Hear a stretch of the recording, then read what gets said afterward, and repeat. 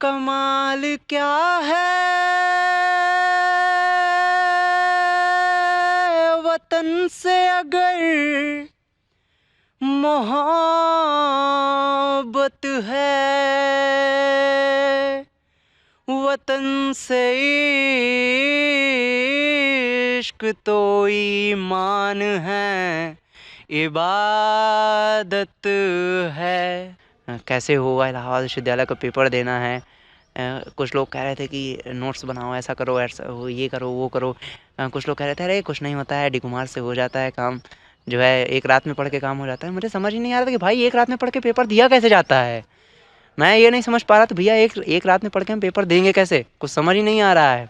तो वर्दी का जज्बा एक बहुत ही अलग और बहुत ही अनमोल जज्बा होता है। तो जैसे ही मैं इलाहाबाद विश्वविद्यालय से निकला तो मुझे सबसे पहले जो एनसीसी की यूनिट दिखी। आपकी कहानी, आपकी जुबानी, देखिए सिर्फ बीजेजीएम न्यूज पर। किसी लेखक ने बहुत उम्दा पंक्तियां लिखी हैं कि दमखम है सूरज से आंख मिलाने का, दमखम है सूरज से आंख मिलाने का, जज्बा है अंबर से ऊंचा जाने का। यूं ही देशभक्त नहीं कहलाते हम, साहस है भारत पे मर मिट जाने का। नमस्कार, मैं हूं सिद्धार्थ अर्जुन और आप देख रहे हैं बीजेजीएम न्यूज। हमेशा की तरह आज फिर हम एक यूथ की कहानी, एक युवा की कहानी लेकर आप सभी के बीच में आए हैं। और आज हमारे साथ जो युवा है वो एनसीसी के जवान हैं और इसी के साथ वो एक बहुत अच्छे सिंगर भी हैं। आज हम इनकी पूरी कहानी को जानेंगे। हमारे साथ इलाहाबाद विश्वविद्यालय के होनहार छात्र विनम्र जी हैं और चूंकि ये एनसीसी के जवान हैं और भारत में अगर कोई सबसे विश्वसनीय होता है जिस पे हम सबसे ज़्यादा निष्ठा रखते हैं तो शायद वो भारत का जवान होता है, जिसे हम एनसीसी के तौर पे देखते हैं या फिर सीमाओं पर खड़े जवानों के तौर पे देखते हैं। पूरी यात्रा को हम आज समझेंगे, आप हमारे साथ बने रहें। तो विनम्र, सबसे पहले हम यहीं से शुरू करते हैं कि आपने एनसीसी ज्वाइन की, ये एनसीसी की यात्रा कहाँ से शुरू हुई, इसको आप थोड़ा सा डिटेल में समझाने का प्रयास करें। भैया जब इलाहाबाद विश्वविद्यालय में हमने प्रवेश लिया तो प्रवेश के बाद जब प्रवेश भवन से निकले तो एक जज्बा था, क्योंकि पहले मैंने स्काउटिंग इंटर कॉलेज में की हुई थी। तो वर्दी का जज्बा एक बहुत ही अलग और बहुत ही अनमोल जज्बा होता है। तो जैसे ही मैं इलाहाबाद विश्वविद्यालय से निकला तो मुझे सबसे पहले जो एनसीसी की यूनिट दिखी वो 2UP आर्टिलरी थी और मुझे इसके सिवा पता भी नहीं था। मुझे ऐसा पता था कि नहीं, सिर्फ यही एक यूनिट है। और मैं वहाँ से गया, वहाँ से फॉर्म लिया और फॉर्म लेने के बाद मैंने फॉर्म सबमिट करके जब प्रवेश प्रक्रिया हुई तो वहाँ पे गया। तो प्रवेश प्रक्रिया में तो बिल्कुल जो है मेरी ये हालत थी कि किसी तरह मेरी रनिंग निकल जाए, उसके बाद रिटन में तो मैं जो है आराम से निकाल लूँगा, मुझे कोई दिक्कत नहीं है, रिटन में निकाल लूँगा। तो सबसे पहले मैंने रनिंग क्वालिफाई कर ली और रिटन मैंने अच्छे तरह से पास कर लिया। तो उसके बाद मेरा एनसीसी में एनरोलमेंट हुआ और आज 3 साल हो गए हैं एनसीसी एकदम फाइनल के सफ़र पे आ गए हैं हम, एकदम अंतिम क्षणों पर आ गए हैं। 13 तारीख को मैं अपना सी सर्टिफिकेट का पेपर लिखने वाला हूँ। लेकिन शायद जिस वक्त ये वर्दी छूटेगी तो कुछ दिनों तक तो शायद ऐसा लगेगा कि ये क्या हो रहा है मेरे साथ, क्योंकि इस वर्दी से वो प्यार हो गया है कि बेपनाह मोहब्बत जैसे जिसे कहते हैं, तो वही मेरे साथ हुआ है। अच्छा, ये आपने इसको वर्ण किया, आपने बताया कि वर्दी से प्यार था एक तरीके का। अच्छा, क्या उस स्थिति में जिस समय आपने इसको चुना उस समय आप इस वर्दी के पीछे जो दायित्व, जो कर्तव्य हैं, उन कर्तव्य को आप समझते थे उस समय या आप धीरे धीरे समझे? नहीं, मैंने पहले स्काउटिंग की हुई थी तो जो है मुझे यही लगा था कि जिस प्रकार हम स्काउट में एक लीडरशिप क्वालिटी के लिए और एक अच्छे व्यक्तित्व के लिए हम जो है वर्दी को धारण करते हैं, तो उसी प्रकार से जब मुझे लगा कि ये स्काउट के ही समान होगा और वैसा ही जो है सामने प्रतीत हुआ कि स्काउट के ही कुछ चीज़ें समान रहीं और कुछ चीज़ें थोड़ा सा आगे बढ़ कर निकली। स्काउट में पहली चीज़ तो होती है कि इंटर कॉलेज के छात्र होते हैं तो उस हिसाब का माहौल होता है, उस हिसाब का माइंडसेट होता है। और जो है क्या कहते हैं उसकी जैसे कुछ प्रक्रियाएं अलग होती हैं, उसकी ड्रिल के कुछ नियम अलग होते हैं, एनसीसी की जो ड्रिल होती है उसके नियम अलग होते हैं। स्काउट में भी काफ़ी बड़े बड़े कैंप में जाने का मौका मिलता है, और एनसीसी में भी काफ़ी बड़े बड़े कैंपों में जाने के लिए मौका मिलता है। बस अंतर इसमें इतना ही है कि वो थोड़े जो है पहले स्तर के जो है, और ये आपके थोड़ा सा बाद के स्तर से आते हैं। तो आपने स्काउट का भी अनुभव लिया, आपके पास एनसीसी का भी अनुभव है, तो दोनों अनुभवों को आप किस तरीके से साझा कर, दोनों में आपको ज़्यादा सुखद क्या लगा, और एक बड़ा विषय कि दोनों में से आपने सीखा कहाँ पर ज़्यादा, ये थोड़ा सा आप बताएं। स्काउट में एक्चुअली जब हमने ज्वाइन किया था तो वर्दी तो मिली ही। स्काउट हमने जहाँ से ज्वाइन किया था हमको सिर्फ ये पता चला था कि जिसे संगीत में जाना है, और मैं संगीत का भी बहुत बड़ा मतलब भक्त हूँ, तो जिसको संगीत में जाना है तो वो स्काउट ज्वाइन करे। मेरे इंटर कॉलेज में ऐसा जो है बोला जाता था। तो जो है स्काउट मैंने सिर्फ इसलिए ज्वाइन किया था। और लेकिन जो है एनसीसी मुझे, क्योंकि स्काउट मैं कर चुका था तो मुझे वर्दी का प्यार हो गया था एक तरह से, तो मैंने एनसीसी इसलिए ज्वाइन की कि मुझे वर्दी से प्यार था। और सीखने को स्काउट में मैंने 3 स्टेट कैंप किए, और जो है काफ़ी सारे डिस्ट्रिक्ट और रीजनल कैंप किए मैंने, तो वहाँ पे भी सीखने को मिला। एनसीसी में मुझे कहीं ज़्यादा सीखने को मिला क्योंकि इसमें निरंतर क्लासें चलती थी, और जो है इसमें भी मैं जो है 6 से 7 कैंप मैंने किए। और इस बार कोशिश तो थी जो है कि राजपथ परेड शिविर तक जाया जाए, लेकिन जहाँ तक किस्मत ने साथ दिया, जहाँ तक मेरी मेहनत सफल हुई, आईजीसी से मैं रिटर्न हुआ। तो इस बार का और इन दोनों में सीखने को भरपूर मिला, लेकिन एनसीसी में शायद मुझे ऐसा लगता है कि कहीं ज़्यादा कुछ सीखने को मिला। आपने एनसीसी और स्काउटिंग दोनों के नेशनल स्टेट लेवल के आपने बताया कि कैंप आपने ज्वाइन किए, तो आमतौर पे होता है कि जब हम सामूहिक रूप से एक जगह इकट्ठा होते हैं और एक लंबा समय बिताते हैं तो वहाँ पर तमाम तरीके की गतिविधियाँ करते हैं, चाहे वो साथ भोजन की हों या फिर मतलब तमाम तरीके की एक्टिविटीज़ होती हैं वहाँ पर। तो ऐसी कुछ एक्टिविटीज़ जो आपने कैंप में देखी हों और आपको सामान्य समाज से बहुत अलग लगी हों और ये आवश्यक हो कि लोग उनको जानें, आप साझा करना चाहें कुछ ऐसे पल जो बहुत यादगार हों कैंप के, वो बताएं आप। बिल्कुल। स्काउटिंग काफ़ी पहले हुई थी तो उसके बारे में उतना याद नहीं है। एनसीसी का अभी एक वाकया मैं बताता हूँ आपसे। अभी जब हम यहाँ प्रयागराज ग्रुप में थे तो हमारे बीच में आपस में कंपटीशन चल रहा था सभी यूनिट्स के बीच में कि नहीं, हमारे ज़्यादा कैडेट्स जाने चाहिए, हमारे ज़्यादा कैडेट्स जाने चाहिए। लेकिन जब हम आपसी साथ में रहते हैं तो जो है क्या कहते हैं, जो एक माहौल बनता है, एक जब साथ में रहते हैं, एक दूसरे को समझते हैं, और जब हम फाइनली आईजीसी तक पहुँचे, आईजीसी पहुँचने के बाद हम लोग की जो बॉन्डिंग बनी एक साथ, उसका परिणाम ये था कि कुछ लोग सिलेक्ट हुए आगे के लिए, 13 लोग यहाँ से सिलेक्ट हुए आगे के लिए प्रयागराज ग्रुप से, बाकी वापस आ रहे थे।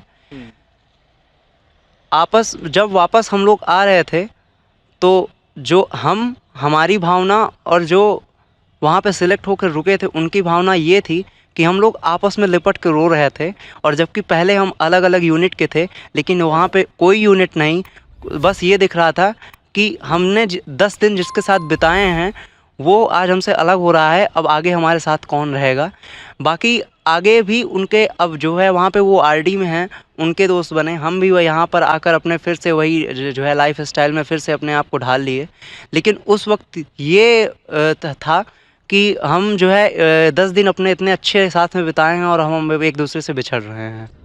अच्छा, आपने कहा कि आप राजपथ की तैयारी में थे, लेकिन एक स्टेप पहले आपको वापस होना पड़ा, तो हालांकि फिर भी आप बहुत दूर तक गए। उसके बाद जब आप वापस हुए तो यहाँ जिनके अंडर में आपने ट्रेनिंग ली, जिनसे आपने सीखा, या यहाँ जो मित्र उससे पहले स्तर पे आपसे छूट गए थे, तो उन लोगों ने किस तरीके से आप जब वापस आए तो कैसा उनका बिहेव था, अप्रिसिएशन मिला, या ये कहा गया कि नहीं आप तो वापस आ गए? और फिर दूसरी चीज़, आपकी क्या मनोदशा थी कैसे बखान करेंगे इसको? थे कि आईजीसी तक गए। लेकिन उससे ज़्यादा बहुत ज़्यादा दुख था कि क्योंकि लास्ट चांस था। ये पता था कि अब नहीं हो पाएगा आरडीसी, शायद कभी नहीं। तो इस चीज़ को बहुत ज़्यादा मिस कर रहे थे। जब हम आए तो हमसे ज़्यादा हमारे जो सीओ कमांडिंग ऑफिसर हैं वो चाहते थे कि हम लोग आरडी जाएं। और जो है जब वापस आए उनसे पहली बार मिले तो जो है क्या कहते हैं, उनका पहला शब्द यही था कि कैसे वापस आ गए। तो कैसे वापस आ गए, हम कहे सर अपना बेस्ट दिया, लेकिन जो है पता नहीं लगा कि कहाँ कमी रह गई कि सिलेक्शन नहीं हो सका। किसी को कोई दोस्त नहीं, जो गलती हुई होगी मेरी ही हुई होगी। तो सर अपनी तरफ से पूरा ट्राई किया, लेकिन जो है पता नहीं लगा कि कहाँ क्या चूक हो गई। तो उनका यही जवाब था कि कोई बात नहीं, आगे इसी तरह लाइफ में जारी रखो, बहुत आगे जाओगे। और उन्होंने बहुत अच्छे से जो है अप्रिसिएट किया। और मैं वहाँ आईजीसी से जो सर्टिफिकेट मुझे मिला हुआ था, मैंने सबसे पहले उनको दिखाया कि सर मुझे ये वहाँ से मिला हुआ है। उन्होंने उसके साथ मेरी एक तस्वीर भी खिंचवाई, तो कि और बोला कि इसे फ्रेम करा के रखना, तुम्हारी ज़िंदगी का बहुत अनमोल पल है ये। अच्छा विनम्र, आप अपने जीवन में इतने अनमोल पल आपने जिए, इसके पीछे बहुत सारे लोगों का योगदान है, खास तौर पे उन अधिकारियों का जिन्होंने आपको ट्रेन किया। तो आज इस मंच के माध्यम से इस इंटरव्यू में आप वो जो अधिकारी हैं उनके लिए क्या मैसेज छोड़ना चाहेंगे, उनके प्रति अपनी कृतज्ञता क्या कहना चाहेंगे उन लोगों से जिन्होंने आपको ट्रेंड किया? मैं एनसीसी में था, स्काउट में था, इलाहाबाद विश्वविद्यालय में जो है क्या कहते हैं, मैंने एनएसएस भी ज्वाइन किया। जर्मन लैंग्वेज का डिप्लोमा भी मैं कर रहा था।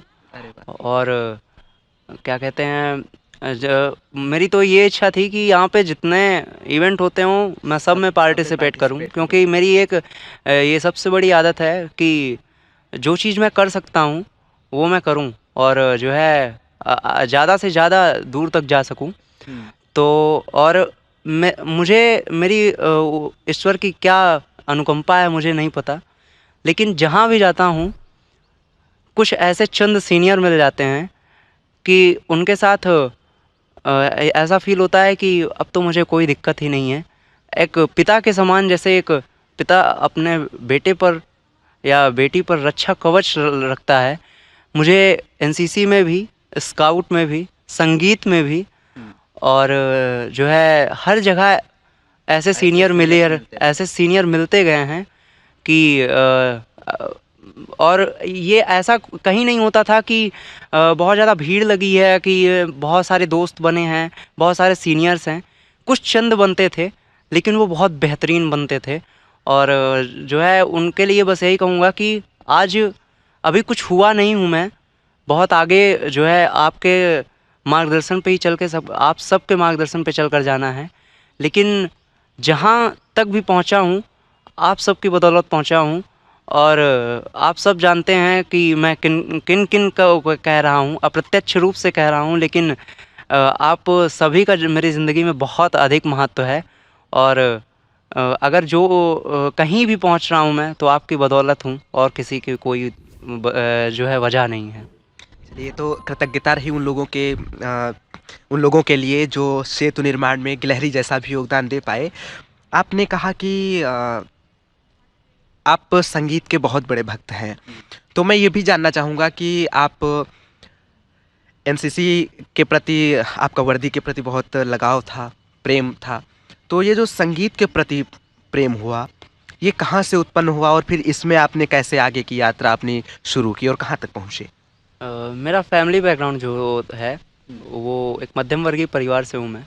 और मेरे परिवार में मेरे जो पिताजी हैं वो रामायण रामचरितमानस जो होती है उसके बहुत बड़े शौकीन हैं। अगर उन्हें कोई आधी रात को बुलाता है कि नहीं वहाँ पे रामचरितमानस का पाठ हो रहा है, तो वो जो है बिल्कुल जो है एकदम तैयार हैं कि नहीं रामायण हो रही है तो जाना है। तो और वो संगीतमय तरीके से भी रामायण कहते हैं। तो और मेरी 2 बड़ी बहनें हैं जो कि इलाहाबाद विश्वविद्यालय से ही पढ़ी हुई हैं। उन्होंने एलएलबी किया हुआ है यहाँ से। तो वो भी संगीत के क्षेत्र में जो है बहुत ही रुचि रखती थी, काफ़ी ज़्यादा, और अच्छा गाती भी थी। तो मैंने फर्स्ट सॉन्ग मैंने पहले अपना क्लास 3rd में गाया था, जब मैंने अपने स्कूल फंक्शन का मैंने वेलकम सॉन्ग किया था उस वक्त। कुछ याद है कौन सा गीत था वो? हाँ, वो चंद लाइनें मुझे याद हैं गुनगुनाएंगे? कि मन की वीणा से गुंजित कली मंगलम, स्वागतम स्वागतम स्वागतम स्वागतम, मन की वीणा से गुंजित कली मंगलम, स्वागतम स्वागतम स्वागतम स्वागतम, मन की वीणा से गुंजित कली मंगलम। इस प्रकार से उसकी लाइनें हैं। और तो यहाँ से आपके संगीत के सफर की शुरुआत यहाँ से मेरे संगीत के सफ़र की शुरुआत हुई। फिर क्लास 3rd के बाद मैंने कोई परफॉर्मेंस नहीं की, कुछ नहीं। क्लास 8 तक ऐसा कुछ नहीं, मतलब एकदम से सब कुछ ठंडे बस्ते में के समान कहेंगे कि रहा। क्लास 8 के बाद जब मैं क्लास 9th में इंटर कॉलेज में एडमिशन लिया मैंने, तो वहाँ पे मैंने जैसे कि बताया था पहले भी कि जो है ये बोला गया कि जिसको संगीत में जाना है वो स्काउट ज्वाइन करे। तो एक्चुअली जो स्काउट मास्टर बने थे वो संगीत के ही प्रेमी थे, वो संगीत और रामायण के बहुत बड़े प्रेमी थे। तो उन्होंने जो है क्या कहते हैं एक माहौल बना रखा था कि स्काउट में, पूरे कॉलेज में बस ये माहौल था कि स्काउट में और कुछ नहीं होता है, सिर्फ संगीत होता है। लेकिन जब हम पहले कैंप में वहाँ पहुँचे तब हमें पता लगा कि स्काउट की वास्तविकता क्या है। तो संगीत के अलावा, संगीत उसमें स्काउट का शाम का एक जो है सबकी थकान दूर करने का एक पार्ट होता था, जिसे हम कैंप फायर के नाम से जानते थे। लेकिन फिर भी मेरा जो पहला कैंप था, जो स्टेट लेवल का प्रयागराज में ही हुआ था, प्रयागराज में प्रादेशिक प्रशिक्षण केंद्र है स्काउट का, वहाँ पे हुआ था। तो पहला कैंप मेरा सामुदायिक गायन का हुआ था, स्टेट लेवल का कैंप था, जिसमें सिर्फ और सिर्फ दिन भर गाने की प्रैक्टिस होती थी और गाने की ही प्रैक्टिस होती थी। तो जो है वहाँ से फिर संगीत ने रमना शुरू किया पूरी तरीके से। संगीत में जो है स्काउट में भी संगीत जो है स्काउट में भी संगीत जहाँ मिलता था वहाँ करते थे। उसके साथ साथ हम लोग सांस्कृतिक कार्यक्रमों में भी विभिन्न जैसे जनपद स्तरीय, फिर मंडल स्तरीय, उस प्रकार हम लोग कला उत्सव जो हर वर्ष होता था मानव संसाधन विकास मंत्रालय द्वारा। तो प्रथम वर्ष में हम लोग स्टेट लेवल तक पहुँचे थे, वहाँ से तृतीय स्थान मिला था और उसके बाद हम लोग वापस आ गए थे, क्योंकि उसका नियम ये था कि जो प्रथम स्थान प्राप्त करेगा वो आगे नेशनल में पार्टिसिपेट करने के लिए जाएगा, बाकी सब वापस हो जाएंगे। तो प्रथम जब बार हम लोगों ने पार्टिसिपेट किया तो जो थीम थी वो थी बेटी बचाओ बेटी पढ़ाओ। तो हम लोग 3rd पोजीशन पे थे, उसके बाद हम लोग वापस आ गए। जब उसके बाद 2017 का जो कला उत्सव आयोजित हुआ तो उसमें थीम थी एक भारत श्रेष्ठ भारत। तो उसमें हम लोगों ने जब पार्टिसिपेट किया लखनऊ में, तो जो है एक अजब सा माहौल वहाँ पर बना। और जो सब अजब सा माहौल थोड़ा क्लियर बताएं, वो अजब सा माहौल वो क्या? अजब सा माहौल की जो है जब हम लोगों ने वहाँ पे संगीत अपना जो है जो प्रदर्शन था वो हम लोगों ने जब स्टार्ट किया, जो हमारे जो है क्या कहते हैं मुख्य बिंदु थे, जो है इलाहाबाद विश्वविद्यालय में संगीत विभाग से इस समय वो छात्र हैं, जो है उनका नाम मैं लेना चाहूँगा, सूरज कुशवाहा उनका नाम है, मेरे बड़े भाई के समान हैं। तो उनके ही मार्गदर्शन में हम लोग जो है एक उनके ही साथ में ये कहेंगे कि जो है, तो जो पहली शायरी की लाइन थी उनकी, तो वहीं पे हम लोग को लगा कि नहीं, यहाँ हमारा शायरी की लाइन उन्होंने ही बोली थी, लेकिन जो लंबा आलाप उन्होंने लिया तो वहीं पे हम लोगों को लगा कि नहीं हमारा हो गया, हम लोगों ने फर्स्ट कर दिया है। और जब रिजल्ट अनाउंस हो रहा था तो सेकंड को बुला दिया गया और थर्ड को और सेकंड को बुला दिया गया। तो जो पिछली बार हम लोगों को हरा के फर्स्ट पे गए थे वो थर्ड आए थे और सेकंड पे लखनऊ को दिया गया था। मैम जो अनाउंस कर रही थी उन्होंने पूछा कि पहले पे कौन है, आप लोग सोच सकते हैं। तो हम लोगों ने धीरे से बोला कि पता नहीं क्या होगा, तो धीरे से बोला कि शायद कौशाम्बी। तो क्योंकि हम लोग कौशाम्बी से पार्टिसिपेट कर रहे थे तो हमने धीरे से बोला कि कौशाम्बी। तो उनकी आवाज़ थी कि हाँ जी आप सही है जो आप लोगों ने बोला। तो हम लोगों को पता नहीं लगा था कि हम लोग कितने ऊपर उछल गए थे, क्योंकि हम लोग जीतने की खुशी थी, स्टेट फर्स्ट आए हैं, उससे ज़्यादा खुशी थी कि हम नेशनल जाएंगे। और उसके बाद हम लोगों का नेशनल भोपाल में हुआ, regional institute of education NCERT का कॉलेज है वहाँ पे। हम नेशनल स्तर पे पहुंचे उससे पहले वो शायरी अगर आपको याद हो, जिस शायरी ने आपको इतना ऊपर उछाल दिया। बिल्कुल। हाँ, वो शायरी आप। कमाल क्या है वतन से अगर मोहब्बत है, वतन से इश्क तो ईमान है, इबादत है। वतन में एक रहो, एकता की बात करो, यही है वक्त और वक्त की नज़ाकत है। लहू से हमने सजाया है इस गुलिस्तां को, हमारे खून के कतरों का नाम भारत है। करो अमनो चमन की महलो तामीर, खून हम और भी देंगे जरूरत है अगर। हमारे मुल्क में अब्दुल हामिद हैं लाखों, वतन पे जान फिदा करना हमारी आदत है। ये वो शायरी थी।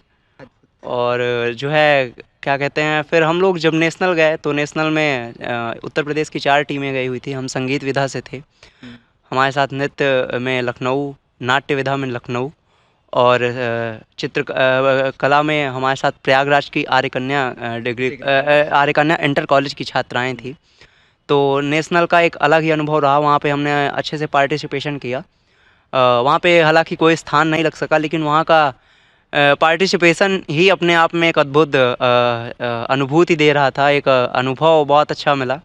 वहाँ 3 दिन का कैंप हम लोगों का था।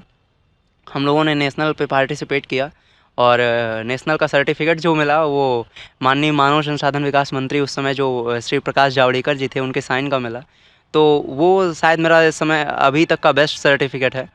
तो और उसको मैंने अपनी फाइल के सबसे ऊपर लगा के रखा है कि जो है लाइफ में ये शायद बेस्ट मोमेंट था। तो ये जो है संगीत में और अभी स्काउट में, एनसीसी में, हर जगह संगीत में वो उच्च स्तरीय का कार्यक्रम था। तो संगीत की यही जो है मतलब मेरी यात्रा।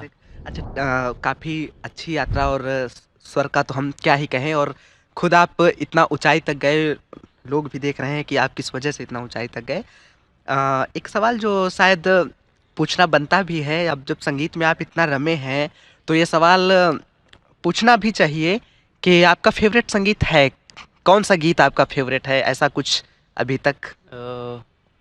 बहुत सारे गीत जो है मेरे पसंदीदा हैं, और हंसने की बात भी है क्योंकि मैं थोड़ा सा जो है, मेरी पता नहीं क्या आदत है, मैं एनसीसी के भी कैंप में भी मुझे मतलब लोग डेडली देवदास का नाम दे दिए हैं। क्योंकि मैं थोड़ा सा, मेरी कोशिश रहती है कि मुझे जो धीरे लय के गाने जो होते हैं मुझे ज़्यादा पसंद आते हैं। मैं धीरे लय के गाने ज़्यादा गाता हूँ, और उसमें ज़्यादातर मैं सैड सॉन्ग बहुत ज़्यादा गाता हूँ। किसी ने कहा है कि your saddest songs are your sweetest songs. हाँ, तो आप आई थिंक स्वीट सॉन्ग्स के लिए सैड सॉन्ग्स को सेलेक्ट करते हैं। जो है मैं हमेशा कहता हूँ कि मैं दुख में जीना चाहूँगा, क्योंकि वो दुख मेरा संगीत को बहुत आगे तक ले जाएगा। क्या बात है। मैं अगर जो है लोग कहते हैं कि भाई तुम्हारे स्टेटस देख के ऐसा लगता है कि तुम्हें कितनी लड़कियां छोड़ के चली गई हैं। तो मैं कहता हूँ भाई मुझे कोई छोड़ के नहीं गया है, मैं अपने आप से प्यार करता हूँ। और मैं ये समझता हूँ कि मैं अपने संगीत से प्यार करता हूँ। और शायद जो है क्या कहते हैं, मुझे ऐसा लगता है कि शायद वो मुझे छोड़ के जा रहा है और मेरा संगीत मुझसे दूर जा रहा है। वो एक तरह से वो बेवफाई कर रहा है मुझसे। तो वो इसलिए मैं जो है, और नहीं तो दुख, अगर जो है आपको सैड सॉन्ग गाना है तो एक फ़ील होना चाहिए पहली चीज़ तो। सैड सॉन्ग गाने के लिए आपके अंदर एक दुख की फ़ील नहीं होगी तो आप सैड सॉन्ग नहीं अच्छा गा पाएँगे, मुझे जहाँ तक ऐसा लगता है। सैड सॉन्ग तो जो है मैं अपने आप को समझता हूँ कि मैं एक तरफ़ा प्यार कर रहा हूँ किसी से, और वो वो संगीत है। वो मुझसे वो मुझे मिल नहीं रहा है। तो उसी में मैं जो है उसी दुःख को मैं फ़ील करके तो मैं सैड सॉन्ग गाता हूँ। तो मैं अधिकतर सैड सॉन्ग ही गाता हूँ। तो लोग मुझे कहते हैं कि क्या हमेशा रोने वाले गाने गाते रहते हो? मेरा सिर्फ़ एक जवाब होता है कि तुमको नहीं अच्छा लगता है मत सुनो, मुझे कोई फ़र्क नहीं पड़ता, मुझे जो अच्छा लगता है मैं वो गाऊँगा। मैं किसी के कहने से नहीं बदलता, क्योंकि मुझे अपने मन का करना है, मुझे किसी के कहने से नहीं चलना है। कोई गीत जो सैड सॉन्ग्स में भी आपका पसंदीदा हो और आप अभी सभी को सुनाना चाहें तो बिल्कुल आप उसको प्रस्तुत करिए। अ, मैं आज के समय के भी सॉन्ग सुनता हूँ। हुँ। आज के समय में मुझे अरिजीत सिंह साहब, जुबिन नौटियाल साहब और मोहम्मद इरफ़ान, जो कि नए एकदम हम उम्र नहीं कहेंगे, मुझसे काफ़ी बड़े हैं, लेकिन बहुत शानदार जो है संगीतज्ञ हैं वो। और पुराने समय में जगजीत सिंह साहब काफ़ी अच्छा लिखते हैं। और राहत फ़तेह अली ख़ान साहब हैं, मतलब मुझे सारे सिंगर्स मैं सम्मान करता हूँ सबका, और ऐसा कुछ नहीं है कि मेरे कोई बहुत ही पसंदीदा हैं। तो मैं जो है सभी के जो गाने मुझे अच्छे लगते हैं, मैं जो है उनको जो है अपने में समेटना चाहता हूँ। तो जो है क्या कहते हैं, मैं 2 गानों की जो है एक पुराने गाने की और एक नए गाने को जो है मैं थोड़ा-थोड़ा गाना चाहूँगा। बिल्कुल, स्वागत तो है। जो है पहला है गाना, तो इस प्रकार है कुछ।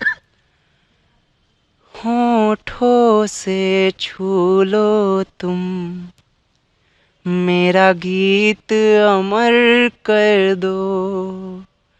होठों से छू लो तुम, मेरा गीत अमर कर दो। बन जाओ मीत मेरे, मेरी प्रीत अमर कर दो। बन जाओ मीत मेरे, मेरी प्रीत अमर कर दो। ना उम्र की सीमा हो, ना जन्म का हो बंधन। ना उम्र की सीमा हो, ना जन्म का हो बंधन। जब प्यार करे कोई, तब देखे केवल मन। नई रीत चला कर तुम, नई रीत चला कर तुम, ये रीत अमर कर दो। होठों से छू लो तुम, मेरा गीत अमर कर दो। आकाश का सूनापन मेरे तन्हा जीवन। आकाश का सूनापन मेरे तन्हा जीवन मन। मेरे संगीत अमर कर दो, संगीत अमर कर दो। मेरा गीत अमर कर दो। होठों से छू लो तुम, मेरा गीत अमर कर दो। ये जगजीत सिंह का साहब का बहुत ही जो है बेहतरीन फ़नकार था। और जो है बहुत ज़्यादा पसंद है मुझे ये सॉन्ग। और आज के समय में जुबिन नौटियाल साहब का एक सॉन्ग है कि तुम ही आना, वो मुझे मतलब मैं हर जगह कोशिश करता हूँ। तो तेरे जाने का गम और ना आने का गम, फिर जमाने का गम क्या करें। राह देखे नजर रात भर जाग कर, पर तेरी तो खबर ना मिले। बहुत आई गई यादें, मगर इस बार तुम ही आना।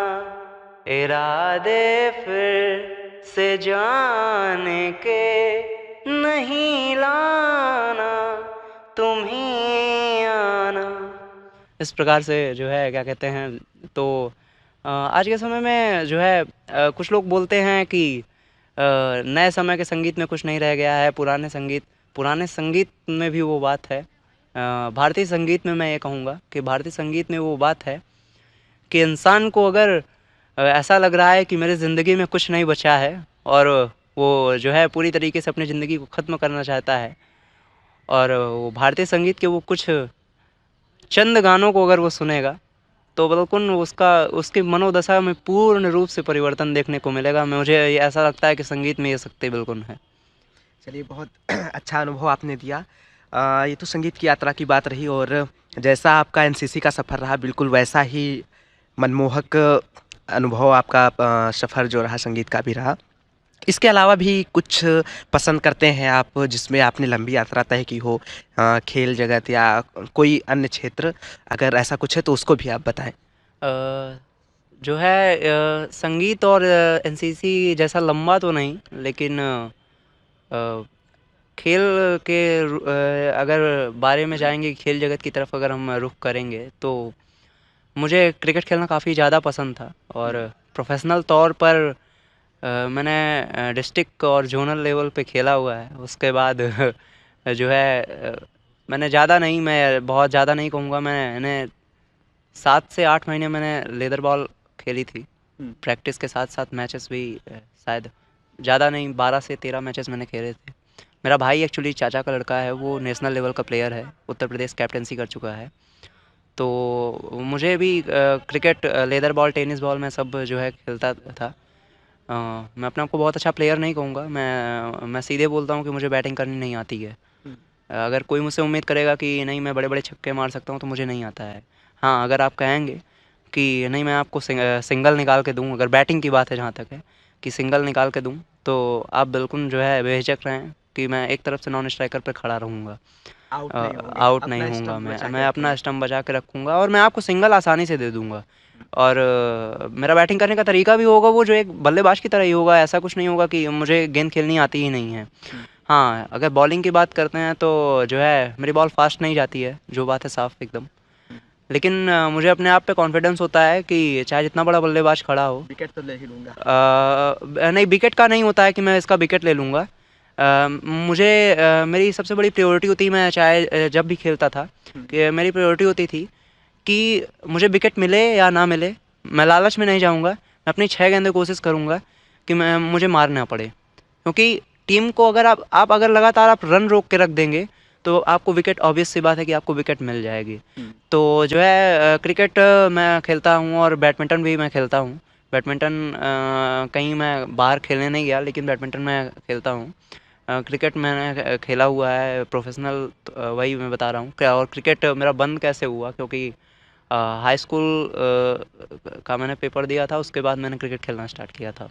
हाई स्कूल के पेपर में जो है क्या कहते हैं, हाई स्कूल में मैंने मैथ ले रखी थी और मैथ से मेरा दूर दूर का वास्ता था। मुझे मैथ दूर दूर तक का वास्ता था। हाँ, मैथ से मेरा दूर दूर का वास्ता था, क्योंकि एक ऐसा समय आया था कि जब मेरी क्लास 7th में पढ़ाई ब्रेक हुई थी। किन्हीं कारणों से मेरी क्लास 7th में पढ़ाई ब्रेक हुई। तो वहीं पे, क्योंकि वो एक अहम मोड़ होता है, क्लास 7th या 8th शायद जो है ज़िंदगी का एक अहम मोड़ होता है, जैसे हर जगह एक अहम मोड़ होता है। तो उसी हिसाब से जब पढ़ाई ब्रेक हुई तो वहाँ से मेरी मैथ एकदम से मैं कहूँगा, मैं बिल्कुल साफ स्पष्ट तौर पर कहूँगा, मैथ बिल्कुल डंप सी हो गई। और 8th में किसी तरह ठीक ठाक निकल गया। 9th जो है वही चलता गया। 10th का जब मैथ का पेपर था जिस दिन मेरी हालत ये ख़राब थी कि जो है कैसे होगा क्या होगा कुछ समझ नहीं आ रहा है। और जब रिजल्ट आ रहा था तो मैं ऊपर वाले से बस यही दुआ कर रहा था, भगवान मैथ में पास कर देना, बाकी सब्जेक्ट में मुझे कोई दिक्कत नहीं, बाकी सब्जेक्ट में मैं तो करके आया हूँ, मुझे कोई दिक्कत नहीं है बाकी सब्जेक्ट में। रिजल्ट आया था, मैंने सबसे पहले अपना मैथमेटिक्स का नंबर देखा था, मेरे पासिंग मार्क्स थे 23 नंबर। बताने में कभी शर्म नहीं करता क्योंकि मेरी मेहनत थी, मेरा जितना आया बहुत है, मैं खुश हूँ।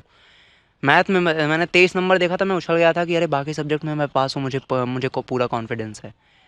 तो मैथ्स जो है क्या कहते हैं तो लेकिन उसके बाद घर वालों का प्रेशर होता है थोड़ा सा जो है घर वाले प्रेशर कभी नहीं देते हैं। घर वालों को प्रेशर देना पड़ता है क्योंकि आपके जो आसपास के रिलेटिव्स होते हैं ना जो है क्या ही कहें, वो जो है कुछ तो बहुत अच्छे होते हैं कि आपको आगे बढ़ते हुए देखना चाहते हैं, लेकिन कुछ नहीं देखना चाहते हैं। तो जो है तो आगे मुझे बोला गया कि नहीं आप मतलब साइंस आप साइंस साइड आपको पढ़ना है। हम कहा अगर आप चाहते हैं कि मैं फ़ेल हो जाऊं आगे तो मैं बिल्कुल बेशक साइंस साइड पढ़ूंगा, लेकिन अगर आप चाहते हैं कि मैं आगे आगे कुछ करूं तो मुझे आप प्लीज़ आर्ट साइड पढ़ने दीजिए, मुझे आर्ट साइड पढ़ना है। तो पहले काफ़ी ज़्यादा घर वालों ने प्रेशर दिया। पापा मेरे जो है काफ़ी ज़्यादा सपोर्टिव हैं, पूरा घर ही मेरा सपोर्ट करता है। तो फिर जो है क्या कहते हैं उन्होंने सीधे कहा कि ठीक है अगर तुम्हारा जो मन है। तो एक सर हैं उन्होंने भी उनसे पापा ने पूछा, मेरे प्रिंसिपल सर से पूछा। प्रिंसिपल सर मुझे मतलब मेरे स्कूल में काफ़ी सारे टीचर मुझे एक अच्छा सा माहौल जैसे यहाँ विश्वविद्यालय में थोड़ा थोड़ा बहुत वहाँ का बन पाया है। ऐसा मैं नहीं कहूँगा कि विश्वविद्यालय मुझे सब लोग जानते हैं, ऐसा कुछ नहीं है। लेकिन स्कूल में मेरा ऐसा था कि वहाँ पे एक इंटर कॉलेज था, नॉर्मल सरकारी सा इंटर कॉलेज था। लेकिन वहाँ पे जो है एक तरह से मैं ये कहूँगा कि मुझे सारे लोग जानते थे कि हाँ वो एक लड़का है, विनम्र शुक्ला है, वो मतलब हर क्षेत्र में एक्टिव रहता है। तो इस तरह जानते थे। उसके बाद तो क्रिकेट की जर्नी मेरी यहाँ से समाप्त होती है कि इंटर कॉलेज का मेरा पेपर आने वाला होता है, 6 महीने बचे होते हैं। तो पापा मेरे सर से कहते हैं कि इसको क्रिकेट का चस्का लग गया है, अभी जो है इंटर में अपने मन से ज़बरदस्ती आर्ट साइड लिया है और अब फिर जो है क्या कहते हैं अपने मन की कर रहा है। तो उन सर ने समझाया कि बेटा ऐसा है, इंटर का पेपर दे लो, इंटर के पेपर में अच्छे मार्क्स ला लो, सबकी इज्जत रख लो, उसके बाद अगर तुमको क्रिकेट खेलना है तो खेलना। मुझे भी लगा कि नहीं सही कर रहे हैं, जो है एक अहम मोड़ है ज़िंदगी का। तो फिर मैंने क्या कहते हैं वहाँ से किसी तरह जो है दिल पे पत्थर रख के क्रिकेट को छोड़ा। और छोड़ने के बाद मैंने ब्रेक किया। मुझे ऐसा लगा था कि मैं आगे जब आगे जाऊँगा तो मैं स्टार्ट कर दूँगा फिर से। इंटर की परीक्षा हुई मेरी और अ, मैं उस हिसाब से पढ़ाई कर चुका था कि मैं हाँ जो है मुझे कॉन्फिडेंस था कि हाँ ठीक ठाक नंबर आ जाएंगे मेरे। बहुत ज़्यादा तो नहीं आए, 77% आए, लेकिन अपने कॉलेज में मैं आर्ट साइड में मैंने टॉपर था और ओवरऑल में मैंने सेकंड प्लेस जो है मेरी थी। तो उसके बाद मेरा दौर शुरू होता है इलाहाबाद विश्वविद्यालय का। और प्रेरणा इसकी मेरी तो मेरे फादर एक स्वास्थ्य विभाग में कंपाउंडर हैं। हाँ, उनकी पहले से ही ख्वाहिश थी कि मेरे बच्चे जो पढ़ेंगे वो सेंट्रल यूनिवर्सिटी में पढ़ेंगे। तो मेरी दोनों बड़ी बहनें इलाहाबाद विश्वविद्यालय से स्नातक और एलएलबी उन्होंने किया था। तो प्रेरणा वही थी। मैंने फॉर्म डाला था बीएचयू का भी, लेकिन मेरा जो दिली इच्छा थी कि मैं यहाँ पढ़ूंगा। तो आपकी दिली इच्छा थी, यहाँ आप बीएचयू भी फॉर्म डाले थे। हाँ। यहाँ की दिली इच्छा क्यों थी उसका वो भी थोड़ा सा आप बताएं। सबसे पहले तो घर से सबसे नज़दीक है। जो है यहाँ से कौशाम्बी मेरा जो है 40 किलोमीटर पड़ता है। अभी फ़िलहाल में मैं एनसीसी के जो है क्लास के लिए, क्योंकि यहाँ कोविड-19 के चलते मैंने रूम छोड़ दिया था, तो मैं बाइक से अप डाउन कर लेता हूँ। तो घर से सबसे नज़दीक है। दूसरी चीज़ कि बीएचयू बनारस में शायद अभी तक मैं बनारस कभी नहीं गया हूँ। तो वहाँ अपनापन मुझे नहीं मिल पाता। मुझे जो है क्या कहते हैं बनारस में वो अपनापन नहीं मिल पाता। प्रयागराज में है, बहुत सारे लोग हैं, बहुत सारे जान पहचान के लोग हैं। और जो लोग बोलते हैं, कुछ लोग बोलते हैं कि रैंकिंग वैंकिंग जो है क्या कहते हैं जेएनयू ऐसा है, डीयू ऐसा है, बीएचयू ऐसा है। मुझे ये लगता है कि हर शिक्षण संस्थान जो होते हैं, अगर आप पढ़ने के लिए आए हैं, अगर आप पढ़ना चाहते हैं तो आपको पढ़ाई हर जगह मिलेगी। ये कहने की बात होती है कि जो है हाँ, मैं मानता हूँ कि स्तर कुछ जगहों का बेहतरीन होता है, काफ़ी अच्छा होता है, लेकिन जो है शिक्षण संस्थान सभी हैं और जो है सम्मान सबका करना चाहिए। और इलाहाबाद बीएचयू के लिए तो मैंने पढ़ा भी था, लेकिन इत्तेफाक से वहाँ पे क्या हुआ मेरे साथ कि मैथ के क्वेश्चन जितने प्रैक्टिस सेट थे उसमें मुझे दिख रहा था कि 3 से 4 क्वेश्चन आते थे, और जब मेरा पेपर आया तो मैथ के क्वेश्चन 25 आ गए और माइनस मार्किंग थी। तो वहाँ पे साफ दिख गया कि भाई अब नहीं होने वाला है बीएचयू में। तो जो है फिर फाइनली मेरे बीएचयू में 136 मार्क्स आए थे, और जो है मैंने पहले ही जब पेपर दे के आया था मैंने कहा कि नहीं होगा, बीएचयू नहीं होगा मेरा। और इलाहाबाद यूनिवर्सिटी उसके बाद घर पे प्रेशर पड़ना शुरू हुआ कि अगर सेंट्रल यूनिवर्सिटी में नहीं हुआ, पापा ने कहा सेंट्रल यूनिवर्सिटी में नहीं हुआ तो पढ़ाऊंगा नहीं, इतना ध्यान रख लेना तुम, आगे नहीं पढ़ाऊंगा, जाके जो करना है करना मैं, लेकिन पढ़ाऊंगा नहीं, सेंट्रल यूनिवर्सिटी में होना चाहिए। इलाहाबाद यूनिवर्सिटी के लिए मेरे सिस्टर ने ले जाके मुझे जो है क्या कहते हैं यहाँ से जो बुक्स मिलती हैं वो ले जाके दी, लेकिन मैं अपनी वास्तविकता बता रहा हूँ, मैंने एक दिन उसको उठा के नहीं पढ़ा। मैंने सिर्फ अपने जो है क्या कहते हैं मैंने जो इंटर में जो अपनी बुक्स जितनी थी मैंने उनके ऑप्शनल और वन वर्ड आंसर पढ़ने स्टार्ट किए, और उसके बाद मैंने यहाँ पे दिया एंट्रेंस दिया। मार्क्स कहूँगा बहुत अच्छे नहीं आए थे, 166 मार्क्स आए थे। लेकिन पापा ने कहा कि नहीं तुम्हारा तो आराम से हो जाएगा, क्योंकि जो है दीदी का 159 था, उनका दूसरे दिन की काउंसलिंग में हो गया था, लेकिन उनको ये नहीं पता था कि उस टाइम पे माइनस मार्किंग थी। और जो है क्या कहते हैं उन्होंने बोला, लेकिन मुझे भी ऐसा लगा कि हाँ यार 166 मार्क्स हैं, आराम से हो जाएगा। पहले 3 दिन की कट ऑफ आई, उसमें कहीं नाम नहीं। अब मेरे को लगने लगा अरे ये क्या हो रहा है, ये क्या हो रहा है, एकदम से अचानक से लगा ये क्या हो रहा है। चौथे दिन की जब कट ऑफ में मेरा नाम आया, अरे वाह क्या बात है कि मिल गया सपना, अब जाऊंगा इलाहाबाद विश्वविद्यालय, वही इलाहाबाद विश्वविद्यालय जिसकी बड़ी बड़ी मीनारें मैं कभी किताबों में देखा करता था। तो वो सपना साकार होगा, उस वहाँ की कैंपस में जाऊंगा, वहाँ बैठूंगा, वहाँ जो है तो जो है फाइनली जब प्रवेश भवन पे आया, सिलेक्शन जो है काउंसलिंग हुई। गलती एक मैंने कर दी थी वहाँ पे काउंसलिंग में कि जो है मेरी सिस्टर ने कहा था कि हिंदी संस्कृत का कॉम्बिनेशन बना लो। मेरा फेवरेट सब्जेक्ट पॉलिटिकल साइंस था, मुझे नहीं मिला क्योंकि मेरे मार्क्स कम थे। और जो है ईडब्ल्यूएस के बारे में उस समय इतना पता भी नहीं था, और फिर जो है जो हुआ सो अच्छा हुआ। हिंदी संस्कृत का मैंने कॉम्बिनेशन नहीं बनाया। मैंने कहा कि मैं 4 साल संस्कृत पढ़ चुका हूँ और मैं संस्कृत से ऊब गया हूँ, नहीं पढ़ूंगा मैं संस्कृत। मैंने अपनी ज़बरदस्ती की, और जो काउंसलिंग करा के मैं दूसरे दिन जब गया तो जो है क्या कहते हैं वही सर, मेरे सारे इंटर कॉलेज के टीचर मेरे ऊपर भड़क गए कि क्या किया तुमने कॉम्बिनेशन नहीं बनाया, आगे के लिए तुम्हारे लिए दिक्कत हो जाएगी, ये वो ऐसा वैसा। अब मेरा दिमाग काम किया कि अरे यार ये क्या करके आ गया, आया विश्वविद्यालय में, पता किया क्या सब्जेक्ट बदल सकता है, चेंज हो सकता है, कुछ ऐसा हो सकता है। सब ने कहा नहीं ऐसा कुछ नहीं हो सकता है, काउंसलिंग हो चुकी है, आपका निर्धारण हो चुका है, सब्जेक्ट आपका जो है वो ही रहेगा। फिर 3 साल जो है प्रथम वर्ष जो है बहुत अच्छे से गुजरा, क्लासें बहुत अच्छी चल रही थी। और प्रथम वर्ष में मैंने जो है बहुत ढेर सारा लोड रखा था। कुछ लोग बोलते थे भाई कैसे इतना हैंडल कर लेते हो, एनसीसी भी ले लिए हो, एनएसएस भी कर लिए हो, जर्मन लैंग्वेज डिप्लोमा भी कर रहे हो, ऊपर से मैंने ड्राइंग टेक्निकल का डिप्लोमा कर रखा था। और उसी साल था जो है कि इंटर के बाद का एक डिप्लोमा होता है जिससे आप टीजीटी डायरेक्ट दे सकते हैं। तो सब कहते थे भाई कैसे कर रहे हो, और मुझे खुद भी लगता था कि यार ये इतना ज़्यादा बहुत ज़्यादा प्रेशर ले लिया हूँ। फर्स्ट ईयर का प्रेशर तो आप विश्वविद्यालय का जानते ही हैं कि जब नया नया छात्र आया रहता है कितना डरा हुआ और सहमा हुआ होता है। तो विश्वविद्यालय में यही जो है प्रथम वर्ष का दौर था, और प्रथम वर्ष में 2-3 अच्छी कहानियाँ भी रहीं कि ज़िंदगी भर के लिए मोमेंट बना कि मेरी जो पहली साइकिल थी मैंने इंटर कॉलेज में ख़रीदी थी, तो वो मैं यहाँ लेके आया था। और जर्मन लैंग्वेज डिप्लोमा की क्लास मेरी ठंडी में 5 बजे के लगभग, काफ़ी अंधेरा हो जाता है उस समय, छूटती थी। और मजार चौराहे के पास मेरा एक शानदार एक्सीडेंट होता है, जो है ऑटो जो है रात के समय में मैं क्रॉस कर रहा होता हूँ और ऑटो वाला ला के टक्कर मारता है। मैं पीछे हल्का सा मैं खड़ा हो जाता हूँ, ईश्वर आके मुझे बताते हैं, मैं खड़ा हो जाता हूँ और ऑटो वालों को ऐसा लगता है कि गया, काम से गया, और वो लोग भागने के चक्कर में अगर वो रुक जाता तो मेरी साइकिल बच जाती।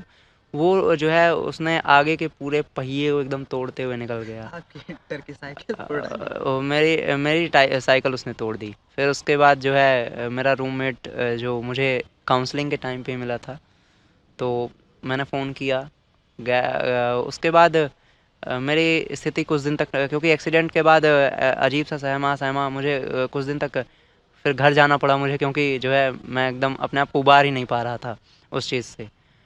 और साइकिल फाइनली ठीक हो गई थी। और जो है फरवरी में एनएसएस का फर्स्ट ईयर में कैंप हुआ।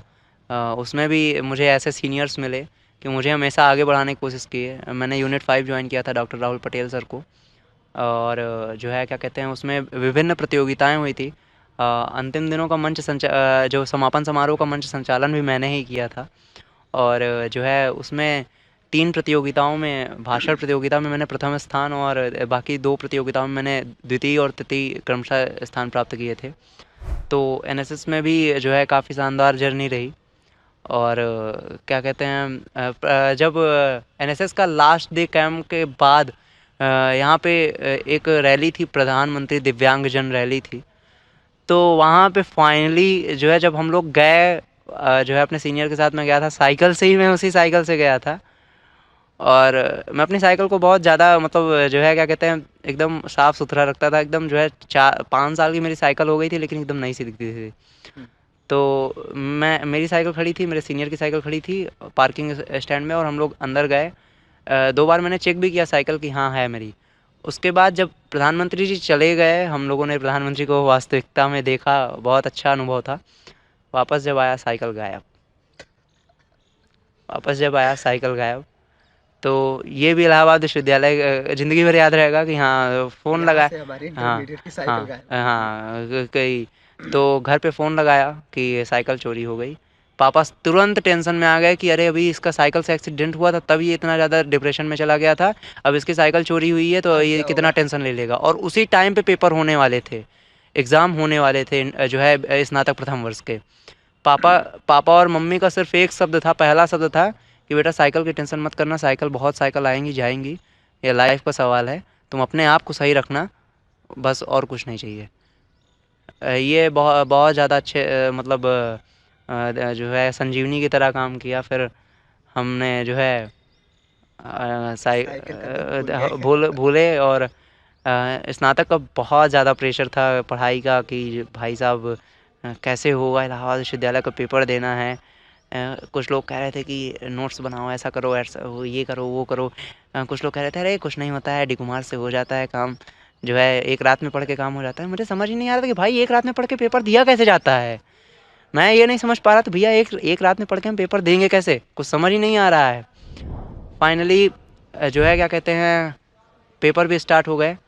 और मुझे देखिए कि मतलब मेरे पेपर सब लगातार, और मेरा पेपर पूरा पेपर तो नहीं हो पाया था कोविड की वजह से, कोविड आया था उस वजह से पूरा पेपर नहीं, लेकिन मेरे तीनों पेपर हो गए थे मुझे। और जिस दिन मैंने आखिरी पेपर दिया था इसी विजयनगरम हॉल में मैं आके बैठा था दोस्तों के साथ में। तो जो है एक अच्छा सा अनुभव था कि भाई आज पेपर ख़त्म हो गया, बहुत मज़ा आया, अब जो थोड़ा सा मज़ा करेंगे, आज पेपर ख़त्म हो गया। तो लेकिन जैसे ही मैं पेपर ख़त्म हुआ, यहाँ से मैं गया बैग पैक घर, घर पहुँचा, दूसरे दिन खबर आ रही भाई कोविड का लॉकडाउन, सारे पेपर निरस्त। हम कहे चलिए ठीक है कोई बात नहीं, आगे जो है आने लगा कि ऐसे रिजल्ट बनेगा, ऐसे रिजल्ट बनेगा। आज ये समय चल रहा है कि हम लोग का 3 साल का रिजल्ट कैसे बनेगा हमको भी नहीं पता है। तो आप ग्रेजुएट वो होंगे। हम कैसे ग्रेजुएट होंगे हमें भी नहीं पता है। ठंडे बस्ते में हम लोग का ग्रेजुएशन चला गया। एक दुख होता है, बहुत बड़ा दुख होता है कि बहुत लोगों को इलाहाबाद विश्वविद्यालय मिलता नहीं है। इतनी मेहनत करते हैं, सब कुछ करते हैं। मेरे मामा के लड़के ने खुद ट्राई किया था और उसे अदर कैंपस मिल रहा था, लेकिन उसने नहीं लिया फिर। तो इलाहाबाद विश्वविद्यालय बहुत लोगों को मिलता नहीं है, और हमको मिला। हम जो है किस्मत थी हमारी, मेहनत भी थी, हमको मिला। लेकिन जो है क्या कहते हैं, बस यही दुख रहता है कि ये कहाँ से आ गया ये कोविड, मतलब क्यों आ गया ये कोविड। ये लगता है कभी कभी कि जो है वही पहले जैसे ज़िंदगी जो फर्स्ट ईयर में हुई थी वही अगर वैसे ही चलती तो जो है बहुत शानदार ज़िंदगी होती। लेकिन क्या कहें ज़िंदगी को, जैसे चलाएगी ज़िंदगी वैसे चलना है हमको। जीवन का मतलब आना और जाना है। चलिए विनम्र समापन की ओर बढ़ेंगे। अंत में मेरा ये सवाल रहेगा कि आपने जीवन के कई पहलुओं को बहुत अच्छे से जिया है और कई क्षेत्रों में आपने काफ़ी कुछ हासिल किया। तो अंत में आप अपने समकक्ष साथियों को और जो आपसे जूनियर्स आने वाले हैं इस फील्ड में, तो उन सबको क्या संदेश देना चाहेंगे? संदेश देखता हूँ मैं सभी लोग जो है अंत में एक संदेश देते हैं। सबके जैसा मैं कोई संदेश नहीं देना चाहूँगा। बस यही कहना चाहूँगा कि अ, अपने आप को एक मतलब जो है जो अपने अंदर की आपकी वास्तविकता है उसको आप पहले चीज़ तो पहचानिए। अगर आप अपने अंदर की वास्तविकता को नहीं पहचान पा रहे हैं तो फिर आप दूसरों के कहने पे आएंगे। दूसरों के कहने के अनुसार अगर आप निर्णय करेंगे तो जो है आप कभी सफल नहीं हो पाएंगे। अगर आप दूसरों की बिल्कुल राय लीजिए, दूसरों से आप जो है सलाह लीजिए, क्योंकि आप हर जगह सही नहीं हो सकते हैं। दूसरों से आप सलाह लीजिए, लेकिन करिए वो जो आपका दिल कहे। जो है मुझे अभी फ़िलहाल में मेरी वास्तविकता ये है, मुझे कई लोग कह रहे हैं कि जो है मेरे कुछ मित्र भी कह रहे हैं, जो है मैं नाम नहीं लेना चाहूँगा, कि बीएड कर लो। तो मैं कह रहा हूँ नहीं करूँगा, मैं कर भी नहीं सकता हूँ क्योंकि मेरा हिंदी और संस्कृत का कॉम्बिनेशन नहीं है। एक बात ये भी है कि कर भी नहीं सकता हूँ मैं, लेकिन मैं करूँगा नहीं। तो कहते हैं क्यों? हम कहा यार तुम बीएड करके करोगे क्या? या तो टीजीटी दोगे और या तो प्राइमरी दोगे। ठीक है, टीजीटी के लिए तो मैं अभी से एलिजिबल हूँ। मैं इस साल का डाल नहीं सका क्योंकि मेरी डेट ऑफ बर्थ नहीं थी, मेरी एज नहीं कंप्लीट हुई थी। तो मैं बीएड नहीं करूँगा, मैं एमए करूँगा। और शायद भाई नई शिक्षा नीति में बीएड 1 साल का आ गया है। एमए करते करते वो 1 साल का हो जाए तो फिर बीएड भी कर लूँगा। तो ये बात है कि जो है सीधी बात है कि आप अपने फैसले सही राय लीजिए। आपके बहुत से शुभचिंतक होंगे जो आपको चाहते हैं कि आप उच्च शिखर पर जाएं, उनको पहचानिए। क्योंकि बहुत से ऐसे होंगे कि आपके मुंह पे तो आपके जो है बहुत अच्छे भाई तुम ये भाई ऐसा भाई वैसा, लेकिन जो है अंततः फिर जब आप जो है क्योंकि वो नीचे से आपकी वही काटते रहते हैं, तो आपकी जड़ काट के एकदम से पूरी तरह से आपको समाप्त करना चाहते हैं, आपको बढ़ते हुए नहीं देखना चाहते हैं। तो आप पहली चीज़ तो सबसे बड़ी जो विश्वविद्यालय में मेरे जूनियर्स आ रहे हैं, सबसे बड़ी उनके लिए आप मित्रों की भीड़ मत बनाइए। पहली चीज़ आप मित्रों की भीड़ मत बनाइए। आप 3 मित्र बनाइए, 2 मित्र बनाइए, 1 मित्र बनाइए, लेकिन ऐसा मित्र बनाइए कि जो आपका ज़िंदगी भर साथ दे। ऐसा जो है नहीं तो आप कहेंगे विश्वविद्यालय में आके कि अरे हमारे पास बहुत ढेर सारे मित्र हैं, ऐसा है वैसा है, जो है नेता जैसा माहौल बनाएंगे। लेकिन मित्रों की भीड़ मत बनाइए, ऐसे मित्र बनाइए कि जो आपको ज़िंदगी भर साथ दें। और जो है बस यही संदेश है कि अपने फैसले आप खुद करिए। और जो है परिस्थितियाँ हर प्रकार की आती हैं, लेकिन जब आप उनसे डट कर सामना करेंगे तभी आप आगे बढ़ेंगे, सफल होंगे। तो जो है बस यही कहना चाहूँगा मैं, यही संदेश रहेगा। चलिए बहुत बहुत धन्यवाद विनम्र समय देने के लिए। तो आप देख रहे हैं कि एक छात्र जब अपने सार्वजनिक जीवन में प्रवेश करता है, कुछ हासिल करने के लिए निकलता है, तो जिधर नज़र दौड़ाता है और उसको जो दिखता है और लगता है कि हाँ ये पाने लायक चीज़ है, वो उसको पाने का प्रयास करता है और अंततः पाता है। संदेश सिर्फ इतना सा है कि इस दुनिया में जितना कुछ है जो किसी ने हासिल किया है वो आप भी हासिल कर सकते हैं। बस आवश्यकता इस बात की है कि आपके मन में उसके प्रति चाह होनी चाहिए, चाह के बाद योजना होनी चाहिए, योजना के बाद उस पर क्रियान्वयन होना चाहिए। उम्मीद है आज का ये सेशन आप सभी को पसंद आया होगा, आप सभी बहुत कुछ सीखे होंगे। आगे ही हम जल्द किसी नई कहानी के साथ आप सभी के बीच होंगे। तब तक आप देखते रहें BJGM न्यूज़। बहुत बहुत धन्यवाद।